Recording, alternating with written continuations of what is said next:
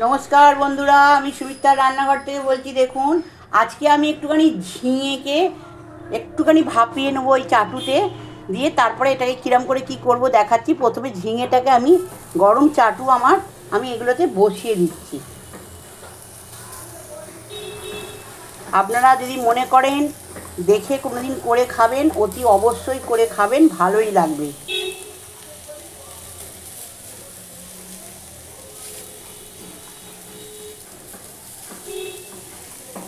আমি দেখুন এগুলোকে সাজিয়ে দিলাম, তার সঙ্গে টমেটো একটা দিলাম, আর তার সঙ্গে কটা শুকনো লঙ্কা আমি এখানে দিয়ে দিচ্ছি।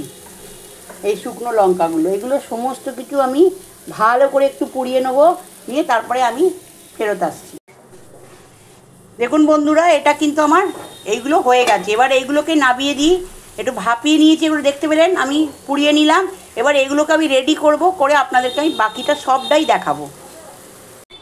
দেখুন বন্ধুরা, এবার কিন্তু আমি যেগুলো সেদ্ধ করেছি সেইগুলোকে পিসবো, আর তার সঙ্গে দেখুন একটু পোস্ত পিসবো। আমি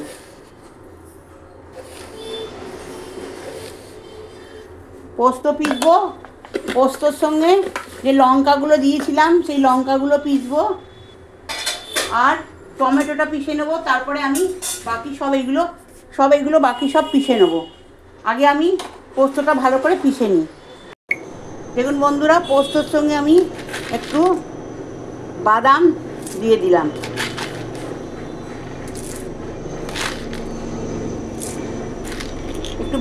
দিলাম, আর এই যেগুলো আছে সেগুলো সব এতে দিয়ে ভালো করে আমি পিষে নেবো আগে, নিয়ে তারপরে আপনাদের কাছে আমি ফেরত আসছি। নুন আর হলুদ এতে আমি দিয়ে দেবো, দিয়ে একবারে পিষে নেব।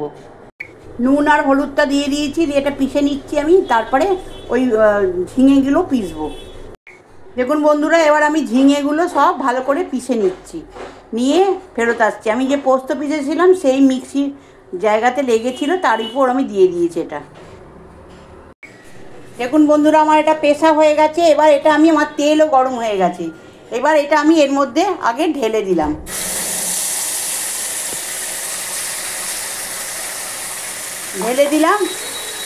দিয়ে এবার পোস্তটাও আমি এতে ঢেলে দেবো।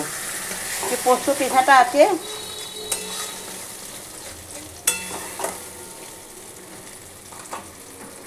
এই পোস্ত পেশাটাও এতে ঢেলে দিলাম।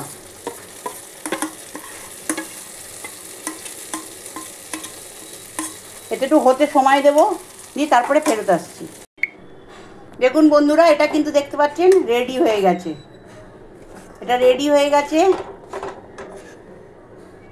আপনারা দেখতে পেলেন এই রেসিপিটা। এটা যদি আপনাদের ভালো লেগে থাকে আপনারা আমায় সাবস্ক্রাইব করবেন, সাইডে থাকা বেলটা দাবিয়ে দেবেন, লাইক করবেন, শেয়ার করবেন, কমেন্টে অতি অবশ্যই লিখবেন। আমি সুমিত্রার রান্নাঘর থেকেই বললাম। নমস্কার বন্ধুরা।